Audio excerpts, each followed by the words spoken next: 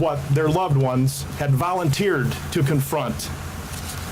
Let us not forget that energy as we approached staging at Chelsea Pier, cheered on by well-wishers, returning what was needed the most, and assurance we are all in this together. Let us not forget the faces of our first responder family, summoned from every community, New York, New Jersey, Pennsylvania, Massachusetts, and beyond, as teams prepared to deploy into the hot zone. Let us not forget our first impressions as we witnessed up close how evil the world can be.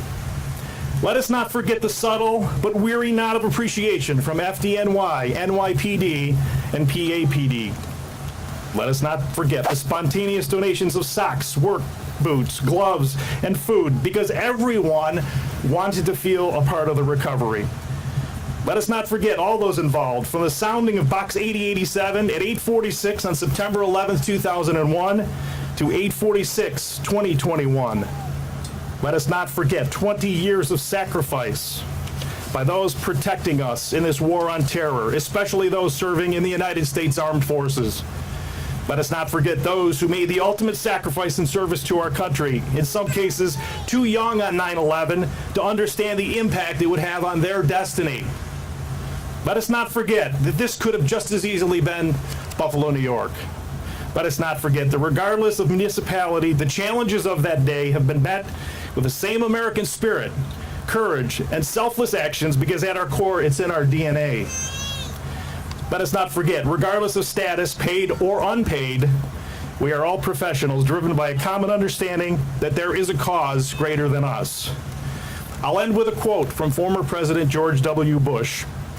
In times, perhaps we will mark the memory of September 11th in stone and metal, something we can show our children, as yet unborn, to help them understand what happened on this minute, on this day.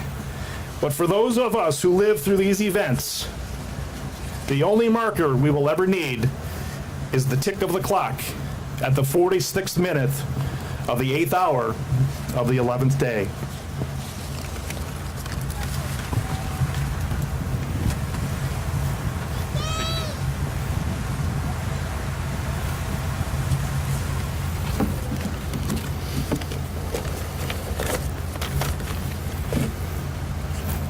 Will Kathy Lorenzo, Robert Mercurio, and Thomas Tabiri please come forward to read the names?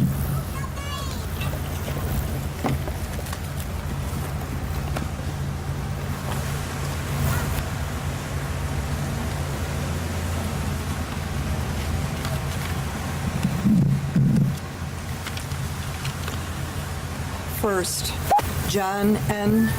Umber Jr. John was a passenger, thank you. John was a passenger on American Airlines Flight 11. He was one of the first employees of the Environmental Protection Agency and served as an advisor to the World Bank. He had one son, Jordan, and was active in his community, including volunteering at a prison outreach program. Michael R.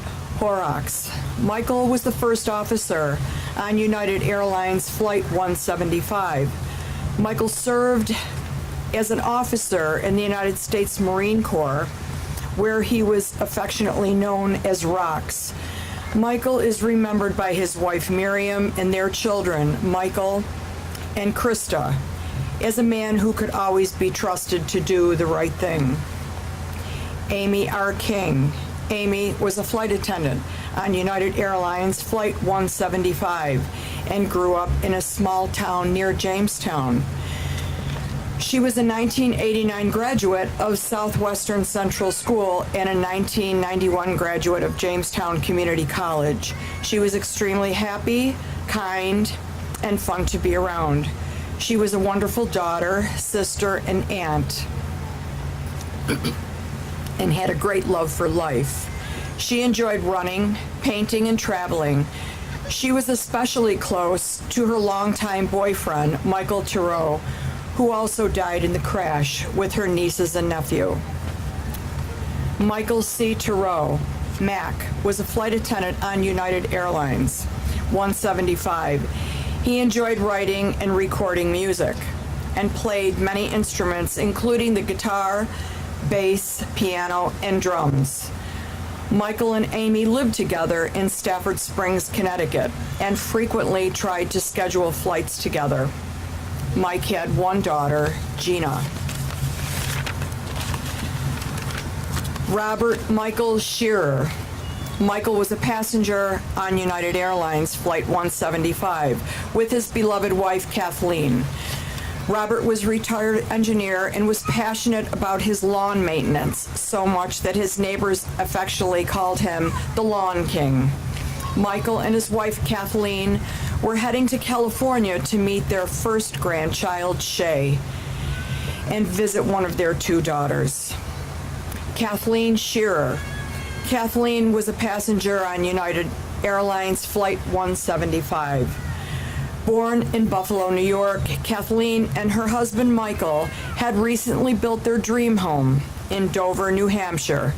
Even after 39 years of marriage, the two still held hands. Kathleen was a retired doll maker and had been working on a quilt for her first granddaughter. Renee A. May and her unborn child. Renee was a flight attendant on American Flight 77 who loved to knit special blankets for friends and loved art. Renee was born in Buffalo and grew up in California before moving to Baltimore. Her fiancé, David, told the Washington Post that Renee was the nicest person he had ever met. Thank you.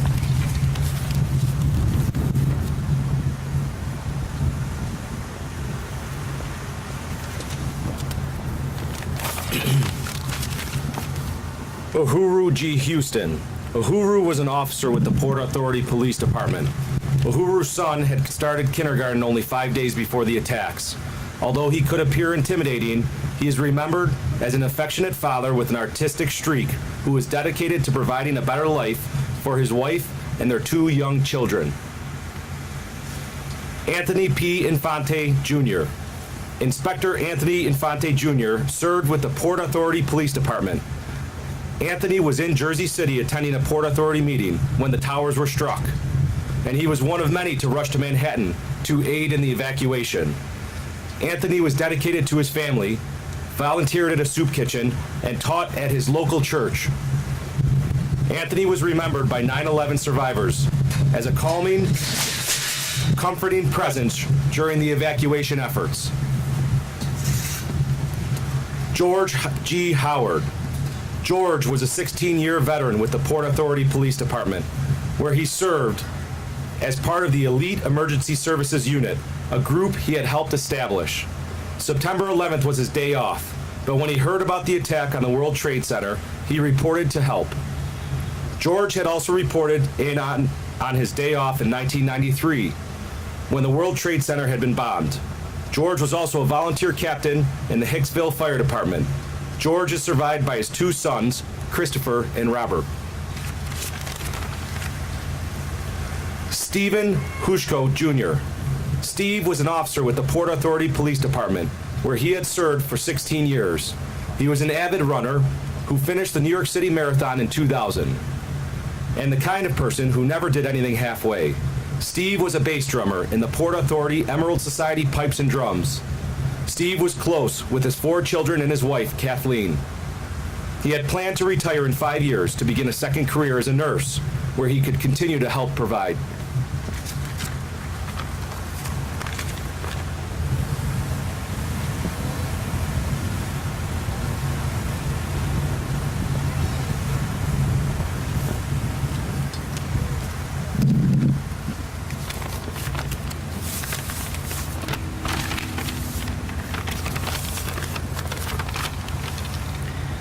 Philip T. Hayes. Philip was a deputy fire safety director for the World Trade Center and a retired FDNY firefighter. He was the second oldest of 16 children and a cornerstone of his family. On September 11th, Philip rescued children from a daycare center in 5 World Trade Center and then headed to the South Tower to direct people out of harm's way. Joseph G. Hunter. Joe was a firefighter with FDNY Squad 288. Joseph joined FDNY in 1996, fulfilling a lifelong dream of being a firefighter. A fellow Squad 288 firefighter described Joe as the sharpest guy I have ever worked with. Brian C. Hickey. Brian was a captain with FDNY Rescue 4. Brian started as a volunteer firefighter with the ultimate goal of becoming a professional firefighter. He served 4 years in the Air Force, where he attained the rank of sergeant, and after his discharge was hired by FDNY. He had just returned to service after being injured in the line of duty in June 2001. His wife Donna and their 4 children survived him. Terrence P. Farrell. Terrence was a firefighter with FDNY Rescue 4, as well as an assistant chief with the volunteer Dix Hills Fire Department. Terrence was a bone marrow donor who had saved the life of a young girl in 1993. He had 2 children.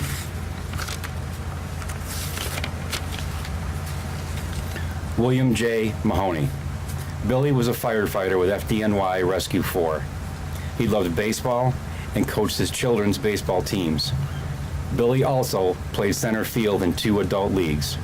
His wife Donna's name was written inside of his baseball glove for good luck.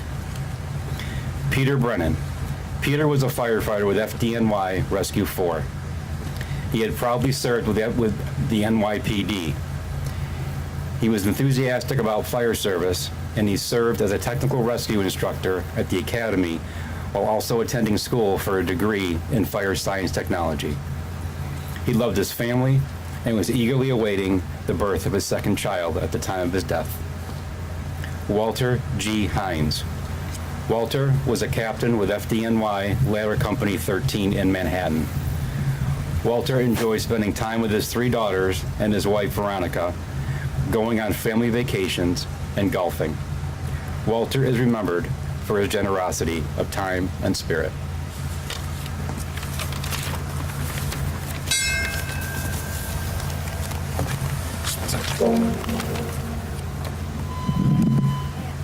Thank you. That second bell is in recognition for those on the ground in New York City and the reporters who are reporting on live television to try to make sense of what just happened. Initial reports were that a small plane had mistakenly hit the World Trade Center. At 9:03 a.m., United Airlines Flight 175 crashed into the South Tower of the World Trade Center, and it became very clear that America was now under attack.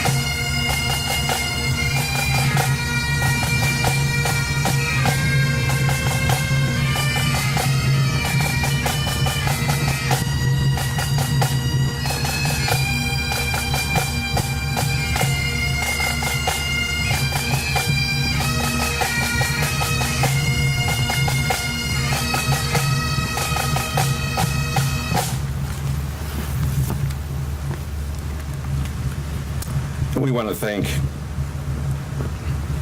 that special group from our fife and drum corps that was here today. Thank you for that great rendition today. Our Buffalo Fire, Pipe, and Drum. Now we have Nicholas Sutton, Joanne Thomas, Andre Clancy, and Councilman Nowakowski come up to continue to read our names today.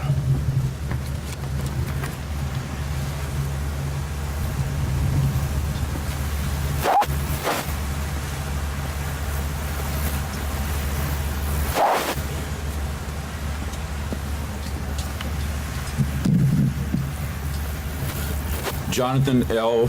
Lampy. Jonathan was a firefighter with the FDNY Squad 288. Jonathan had previously served as a New York City police officer before following in his father's footsteps as a firefighter. Jonathan was assistant chief at his community fire department on Long Island and loved to hunt, fish, and play hockey. Jonathan was the father of 2 young sons. Darrell Bronco Pearsall. Bronco was a firefighter with the FDNY Rescue 4. He had dreamed of following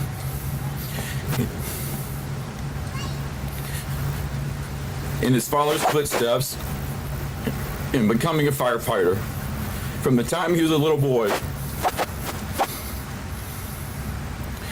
he was proud of his Irish heritage and played snare drum at FDNY's Emerald Society Pipe and Drums. He had just finished his shift on the morning of 9/11, but decided to respond along with the rest of his company. Peter A. Nelson. Peter was a firefighter with FDNY Rescue 4. He had served with the FDNY for 15 years and also volunteered as a 3rd Assistant Chief in Huntington Manor. He and his wife were expecting their first child when he died.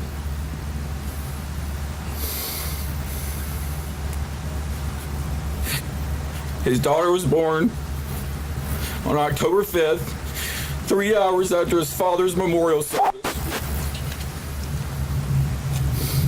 Kevin C. Doudou. Kevin was a lieutenant with the FDNY Rescue 4. Although he worked 2 jobs, he managed to find time to spend with his 2 sons and his wife, Rose Ellen. Kevin received many citations during his 20-year career with the fire department and had gone to Oklahoma City as a member of FEMA to assist in recovery of victims after the federal building was bombed.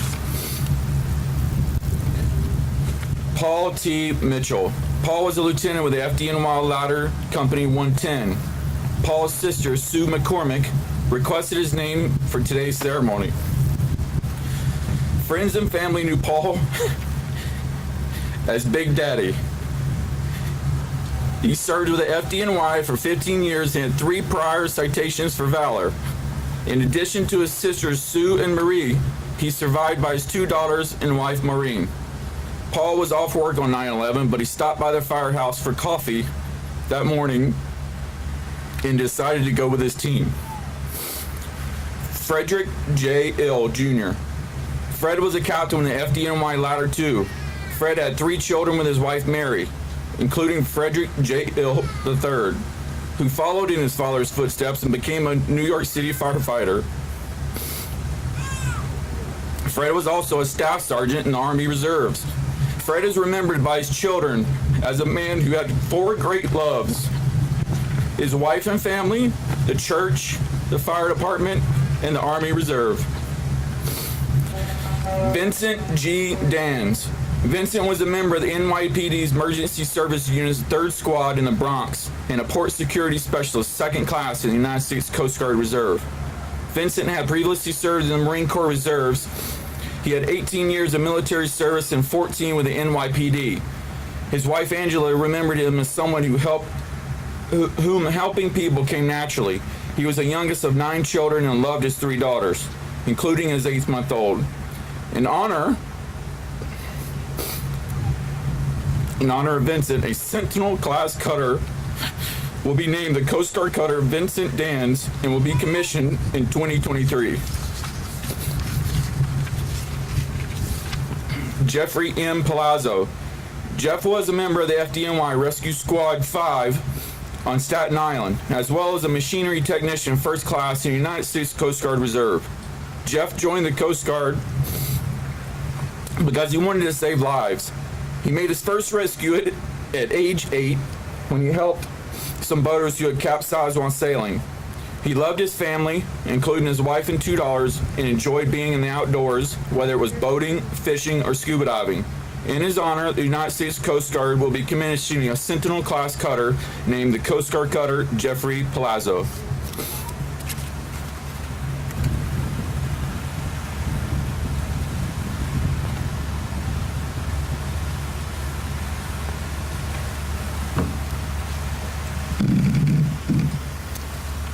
Michael B. Packer. Michael B. Packer. Michael was born in Buffalo, New York. Michael held a PhD in mechanical engineering from MIT and was at the North Tower as the keynote speaker at a conference. He was a passionate musician and a talented piano and harpsichord player. He had 2 children with his wife, who described him as having a quiet optimism and great sense of humor and curiosity. Peter G. Wallace.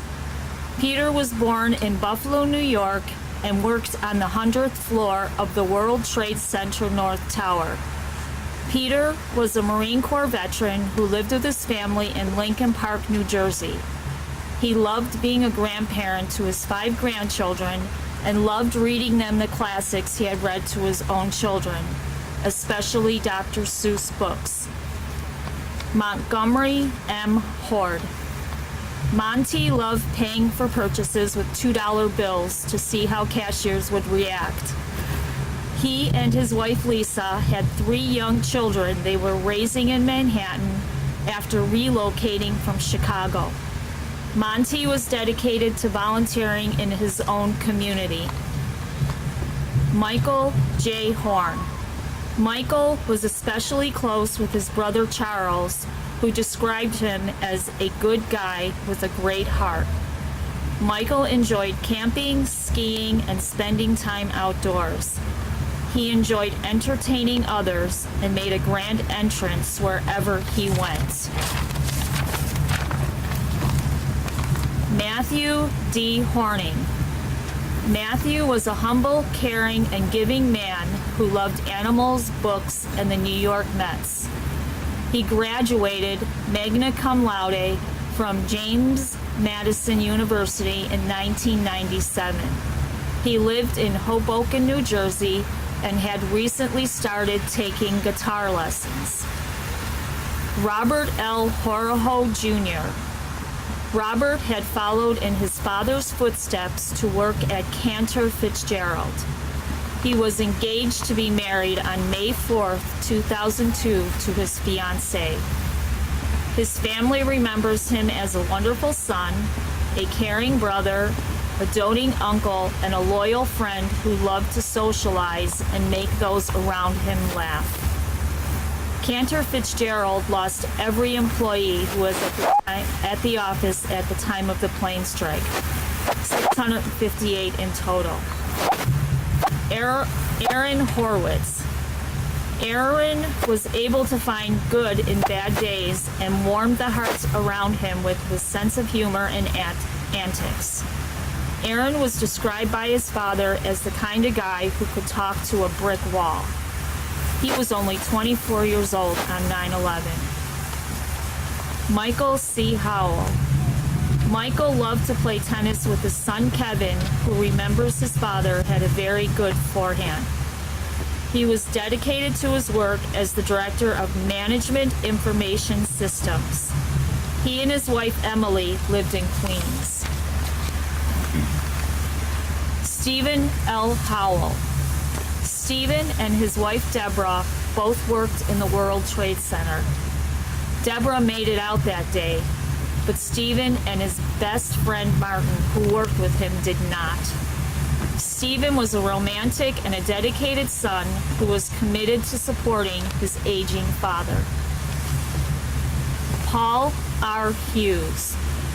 Paul was born in Elmira, New York. He was a dedicated husband and father. Paul worked in the computer industry and loved tinkering with electronics. He was known as a man who could walk with coworkers through any computer problem in a down-to-earth human way. He was an avid Yankees fan. Robert T Hughes Jr. Bobby loved his job at Bank of America as a margins clerk. He also loved the St. Louis Cardinals. Bobby spent most of his high school summers volunteering at a camp for children with brain injuries. On September 11th, when the first plane hit the North Tower, Bobby stayed to help an older woman having trouble on the stairs. Bobby was only 23 years old. Thomas F Hughes Jr. Thomas owned a company called Colonial Art Decorators and was at a meeting at Windows on the World on September 11th.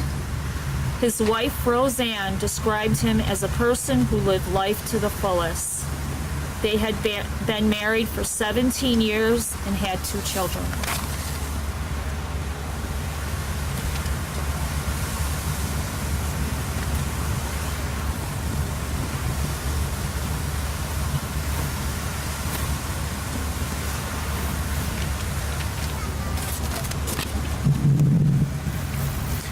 Timothy R. Hughes. Tim and his wife Karen enjoyed restoring old homes as a hobby. Even with his time-consuming projects and busy work schedule, he still finds time to coach all 3 of his children in baseball, soccer, and other sports. He had a dry sense of humor and was the kind of person everyone wanted to be around. Susan Huey. Susan attended church regularly with her brother Gordon, who called her Sis. She was a graduate of Pace University, class of 79, and worked as a financial analyst. Lamar D. Hulse. Lamar worked as a security guard in One World Trade Center. He lived with his grandmother, Gertrude, so that he could take care of her. Lamar was known as Big Man on the basketball court, where his weight allowed him to tower over the competition.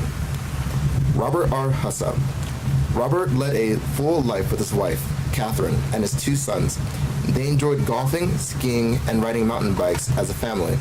Robert believed in honesty and integrity and led by example. Joseph A. Linnelli. On the day of the attacks, Joseph had gone to work early to prepare for a meeting, which was just part of who he was, responsible and prepared for everything. His family was very important to him, especially his baby nephew. Joseph was planning to marry his fiancée Monica the following September. Zutu Ibis. Zutu was born in Turkey and came to the United States when he was 18 years old. He worked his way up in the world, from delivering pizza and pumping gas to putting himself through technical school. His wife Layla, who was also from Turkey, and remembers her husband as a hard worker who worked to provide for her and his 2-year-old son. Daniel Ilkaniev. Daniel was born in Azerbaijan, where he studied to become a programmer at Baku State University. Daniel was described as a caring son and loving father and husband. He was an incredible chess player and also enjoyed martial arts and fencing. Abraham N. Lowitz. Abraham was dedicated to his faith and to his 5 children. He had a love of learning that he was committed to sharing with those around him. Christopher N. Ingracia. Christopher had a passion for sports and a quick sense of humor that he shared with those around him. He was a true athlete, having played varsity football, wrestling, and track, and even played football for 2 years at Princeton. His family best remembers him for his kindness to others. Paul Anella. Paul is remembered by those around him as someone who was concerned with other people's well-beings. He loved all sports and was very close with his fiancée and her son. Paul's wedding date was set for April 2002. Stephanie V. Irby. Stephanie had planned to take off on September 11th, but her brother noted she was too conscientious to miss work. She loved her 2-year-old niece, Cecilia, and her golden retriever, Charlie. Todd A. Isaac. Todd was described by his loved ones as a dedicated son, a loving brother, and a good friend. He was only 29 years old, but had already made partner at Cantor Fitzgerald. He enjoyed basketball, snowboarding, and making people around him laugh. Shai Levanhar. Shai was born in Israel and served in the Israeli military. He moved to New York City with his wife in 1992. When he arrived, he was inquisitive